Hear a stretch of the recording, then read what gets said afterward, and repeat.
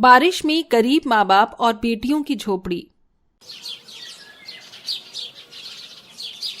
आसमान से तेज तेज बिजलियां कड़क कर जमीन पर गिर रही थीं।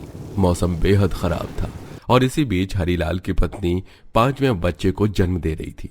तभी एक बिजली और कड़कती है और मंजली बेटी इशिता अपने पिता से चिपट जाती है। पिताजी, पिताजी मुझे बहुत डर लग रहा है, कहीं ये बिजली हम पर तो नहीं गिर जाएगी। दूर रह मुझसे, समझी तू? और तू खुले आसमान के नीचे नहीं है, घर के नीचे है। या तुझे किसी बिजली से डरने की जरूरत नहीं है, समझी? तुम चार लड़कियों की शक्ल देखता हूं तो खुद को बहुत मनहूस और लाचार समझने लगता हूं। बस इस बार भगवान मुझे बेटे की खुशी दे दे ताकि हमें संभालने वाला एक बेटा आ जाए। तभी घर के अंदर से बच्चे के रोने की आवाज आती है और दाई माँ बच्चों को कपड़े में लपेटे हीरालाल के हाथों में देती है। मेरा बेटा तो बहुत सुंदर है, आखिरकार भगवान ने मेरी सुन ही ली। दाई माँ, आपका बहुत बहुत शुक्रिया। अरे हीरालाल, तुम ये कैसी बातें कर रहे हो? अभी तक तो मैंने तुम्हें बताया ही नहीं। बेटा नहीं, तुम्हारे घर 5वीं लक्ष्मी आई है, बेटी। क्या बेटी? फिर से बेटी? अरे मेरे पास पहले से ही 4 बेटियां हैं। मुझे वारिस चाहिए। मेरे को अपना वंश आगे बढ़ाना है। मुझे अपना बेटा चाहिए। मेरे बुढ़ापे के समय में मुझे पाले, कमा कर दे, और जब तक इन 5 लड़कियों को पालूंगा तब तक मैं और मेरी पत्नी बूढ़े हो जाएंगे। ऊपर से इन 5 लड़कियों की शादी करने का झंझट नहीं। नहीं नहीं, दाइमा इस लड़की को कहीं भी ले जाकर फेंक दो। नहीं नहीं पिताजी, आप ये क्या कह रहे हैं? ये हमारी छोटी बहन है। इस बेचारी ने तो इस दुनिया में आकर अभी आंखें भी नहीं खोली और आप इसे फेंकने की कह रहे हैं? नहीं पिताजी, ऐसा मत करो, हमारी बहन को हमारे साथ रहने दो। देखा हरीलाल, तुमने तुम्हारी बेटियों को इतनी छोटी होकर भी दुनियादारी की बातें समझती हैं। उसे भी पता है कि नन्ही सी जान के साथ हम ऐसा नहीं कर सकते, और ये तो तुम्हारा खून है। तुमने ऐसा कैसे सोच लिया? और बेटियां बोझ नहीं होती। बेटियां तो माँ बाप की शान होती हैं और दूसरे घर को चलाती हैं। अरे आप बंद कीजिए, ये सब बातें सुनने में अच्छी लगती हैं, लेकिन जब किसी गरीब आदमी पर गुजरती है तो उसे ही पता चलता है। अब इन सब की शक्ल देखकर और मुझे मनहूसियत महसूस होगी। मैं अभी कहता हूँ, इसे मेरी नजरों के सामने से ले जाइए।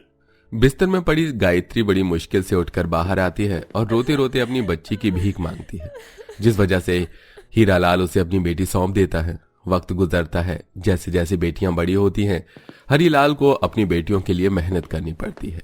साथ ही वो अपनी 5 बेटियों को दिन रात ताने देता था, उन्हें मारता था। इतना ही नहीं, उनकी स्कूल की पढ़ाई भी बीच में रोक दी। समय और बदलता है, लेकिन उनकी गरीबी पीछा नहीं छोड़ती और 5 लड़कियां सयानी हो जाती हैं। एक रोज, दीदी देखो ना, मैंने अपने हाथ से इस रुमाल पर कढ़ाई की है। देखो, बिल्कुल वैसा बना है। ये है या नहीं? अरे ऐसे कैसे? तुझे नहीं आएगा? ये मैंने तुझे इतने अच्छे से समझाया था। देख तो, मुझसे भी अच्छी कढ़ाई की है तूने इस पर। अरे मेरी 5 बेटियों कहाँ हो? और तुम डिम्पल, क्या सिखा रही हो अपनी छोटी बहन को? माँ, आपने कढ़ाई करना सिखाया था ना मुझे, इसको अभी तक नहीं आती, बस वही बता रही थी। अच्छा, सही है। और कनिका, इशिता, मनीषा कहाँ है? माँ, हम ये रहे, हम पास वाले बगीचे में गए थे। देखो कितने रंग बिरंगे फूलों से सुंदर सी माला बनाई है। इसे आप गले में पहन लीजिए और ये सर पर लगा लीजिए। अरे बेटा, ये सब क्या है? तुम्हारे पिताजी ने देख लिया तो बहुत गुस्सा करेंगे। तभी बारिश में भीगता हुआ बूढ़ा हरीलाल काम से आ जाता है। हाँ, करूंगा गुस्सा, क्योंकि तुम्हारी ये 5 बेटियां मेरे सीने पर एक बोझ है और मेरे पास उनकी शादी करवाने के लिए कोई पैसा नहीं है। 2 वक्त की रोटी तो मैं ला नहीं पाता। इतना बूढ़ा शरीर हो गया मेरा। कोसता हूँ वो दिन जब ये 5 पैदा हुई थी। अजी, आप बस कीजिए, ऐसी बातें कर रहे हैं। आप भीग गए हैं, पहले कपड़े बदल लीजिए वरना सर्दी लग जाएगी। अगर मुझे सर्दी लगती है तो लगने दो। अरे कौन सा तुम्हारी 5 बेटी मुझे दवाई दिला देंगी या अस्पताल पहुंचा देगी? अगर आज मेरे पास मेरा एक बेटा होता तो थोड़ा सहारा तो बनता, लेकिन इन लड़कियों से क्या उम्मीद लगानी? ये कभी कुछ नहीं कर सकती, बस इसी घर में मनहूसियत की तरह, साई की तरह रहेंगी। पिताजी अब शांत हो जाइए, आप चिंता मत कीजिए। हम इतने बड़े हो गए हैं कि कोई काम कर सके। हम पांचों काम करके पैसे लाएंगे, फिर आपको काम पर जाने की कोई जरूरत नहीं है। अरे चुप रह लो तुम लड़कियों, तुमने आखिर कभी नाम रोशन किया है? नहीं, ये काम सिर्फ लड़कों का होता है और मेरे नसीब में तो बेटा ही नहीं है। ये कहकर हरीलाल कपड़े बदलने चला जाता है। वहीं तेज बारिश की वजह से घर में पानी टपकने लगता है और सामान खराब होने लगता है। अरे अरे, ये क्या हो गया दीदी? घर में पानी जगह जगह टपक रहा है, आटा खराब हो गया, चूल्हा भी खराब हो जाएगा, उधर भी सीलन हो रही है। हाँ दीदी, यहाँ पर भी यही सब गड़बड़ हो रही है। काश हमारे पास इतने पैसे होते कि इस घर की मरम्मत करवा पाए। उसके लिए बहुत पैसा चाहिए मनीषा। सोनाक्षी, उससे पहले तुम यहाँ पर कोई बर्तन रख दो जिससे पानी इसमें इकट्ठा हो जाए और हम बाहर फेंक देंगे। पिताजी देखकर और गुस्सा करेंगे। अब वो बूढ़े हो गए हैं, मैं नहीं चाहती और परेशान रहें। दीदी, हम भी यही चाहते हैं कि पिताजी परेशान न हो, लेकिन आप देख रहे हो ना, बचपन से वो बस हम पर गुस्सा करते आए हैं और सोनाक्षी के हाथ से तो पानी भी नहीं लेते। मैं बहुत मनोज हूँ दीदी, मेरी वजह से आप चारों और माँ को परेशानी उठानी पड़ती है, इसलिए पिताजी ने बचपन में आपको मारा था। अरे मेरी प्यारी बच्ची सोनाक्षी, रोते नहीं है, एक दिन सब ठीक हो जाएगा। देखो, तुम्हारे पिताजी को लगता है ये सब कुछ बेटा होने से ही संभव है, लेकिन मैं चाहती हूँ तुम अपने माँ बाप का उन्हें बेटा बनकर दिखाओ। अब हम पर इतने पैसे तो है नहीं जो तुम्हें पढ़ने लिखने के लिए शहर भेजे और तुम बड़ी नौकरी करो, पर तुम इसके अलावा भी कुछ और कर सकती हो, और वो दिन जल्दी ही आएगा। घर में इधर उधर पानी टपकने लगता है और पांचों बहनें बर्तन रख देती हैं। इतने में चूल्हे पर खाना बनाकर डिम्पल सबको खाना खिलाती है। बारिश लगातार होती रहती है और घर में ज्यादा पानी टपकने लगता है, जिससे हरीलाल को परेशानी होने लगती है। अरे गायत्री, घर के हालात कितने बेकार हो गए हैं।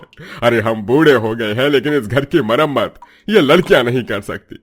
अब समझ आ गया तुम्हें कि हमें बेटा क्यों होना चाहिए था। पिताजी, आप चिंता मत कीजिए, हम इस घर को ठीक करवाएंगे, बस हमें काम मिल जाए। बरसात रुकने के बाद हम काम ढूंढेंगे। हाँ हाँ, ये झूठी बातें रहने दो।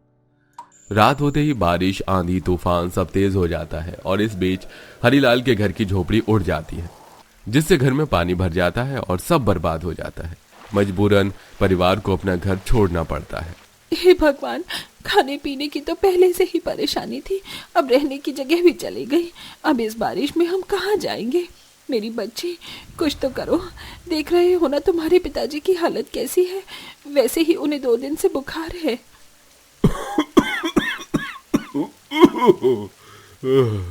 बुखार हो, खांसी हो, इन पांचों को क्या? अरे ये तो बस मेरी छाती पर मूंग दलने आई है। नहीं पिताजी, ऐसा मत कहिए, हम आपका सहारा जरूर बनेंगे। दीदी, हम क्या करें इस बारिश में? और बेगी तो पिताजी के साथ हम सबको भी बुखार हो जाएगा और माँ को भी। क्या हम दोबारा घर नहीं बना सकते? पर किसका? मेरे पास एक आइडिया है, घास का। वो देखो, सामने उस खेत में कितनी घास है जिसकी कोई आवश्यकता नहीं है। अब हम उसी से ही अपना सुंदर सा मजबूत घर बनाएंगे। जुगाड़ के लिए तैयार हो ना मेरी छोटी बहनों? हाँ दीदी, लेकिन इस तेज बारिश में घर नहीं बन सकता। तभी पानी में तैरता हुआ एक बड़ा सा तिरपाल उनके सामने आ जाता है, जिसे सब लोग अपने सिर पर एक साथ ओढ़ लेते हैं। माँ, जब तक बारिश कम नहीं हो जाती हम इस तिरपाल के नीचे सुरक्षित रहेंगे। हाँ बेटा, पर मुझे भूख लग रही है, कुछ खाने का भी इंतजाम करना। जी माँ। सब लोग ऐसे ही सो जाते हैं। सुबह तक बारिश बंद हो जाती है। पांचों बेटियों की आंख खुलती है और वो फटाफट से घास लाकर घास का घर बनाना शुरू करती हैं। इनमें से एक बेटी किसी से मदद मांगकर एक वक्त का खाना ले आती है। माँ, पापा, आप खाना खा लीजिए। मुझे नहीं खाना इसके हाथ से। अजी, गुस्सा छोड़ दीजिए, आखिर वो आपकी बेटी है। अगर आपने नहीं खाया तो तबीयत और बिगड़ जाएगी। ठीक है, खा रहा हूं। हरीलाल खाना खा लेता है। ये देख सोनाक्षी को मन ही मन खुशी होती है। आखिरकार पहली बार पिताजी ने मेरे हाथ से खाना खा लिया। भगवान जी, अब धीरे धीरे ठीक कर दीजिए और हमारी घास की झोपड़ी भी तैयार कर दीजिए। कुछ देर में पांचों बहन उस तिरपाल और घास, गोबर, मिट्टी इत्यादि से एक मजबूत झोपड़ी तैयार कर लेती हैं, जिसे देख आसपास के लोग और गायत्री, हरीलाल चौंक जाते हैं। अरे वाह, क्या ये हमारा घर है बच्चों? हाँ माँ, पिताजी, हमारा ये घर है। अंदर चलिए ना, बहुत मजबूत बनाया है। अब तो बारिश भी नहीं तोड़ सकती है इस घर को। क्या सच में? देखा जी, हमारी 5 बेटियों ने अपनी मेहनत से बिना किसी लागत के ये सुंदर घर बनाया है। अरे वो बहन जी, आपकी 5 बेटियां तो बड़ी होशियार हैं। ऐसी बेटियां तो किस्मत वालों को ही मिलती हैं। बड़ा सुंदर घर बनाया है आपका। सच में इतनी सुंदर घर के लिए तो मैं तरसती हूँ। वाह हरिलाल जी, हमारे घर में इतनी परेशानियां हैं, लेकिन मेरे तीनों बेटे ना तो मुझे तनख्वाह देते हैं, ना ही घर की मरम्मत करवाते, उल्टा हमें छोड़कर अपने ससुराल में रहने चले गए हैं। आप बहुत भाग्यशाली हैं कि आपके पास 5 बेटियां हैं। जी जी, ये तो है। बेटा, हमारा भी ऐसा घर बना दो, चाहे बदले में पैसे ले लेना।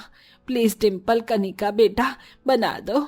ठीक है आंटी जी, पर पहले मैं अपने माता पिता को घर में ले जाऊं, वो बहुत समय से बाहर हैं। हाँ बेटा। चलिए माँ पिताजी, अंदर चलिए।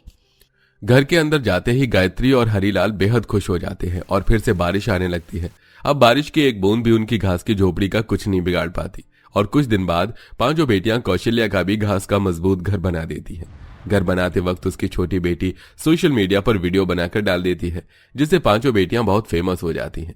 लोग उनके इंटरव्यू के लिए आते हैं। फेमस होने से 5 बेटियों की नौकरी अच्छी जगह लग जाती है, जिससे वो बहुत पैसे कमाती हैं और गाड़ी बंगला लेकर रहने लगती हैं। एक रोज, अरे आपकी आंखों में आंसू क्यों है? गायत्री, मुझसे बहुत बड़ी गलती हो गई।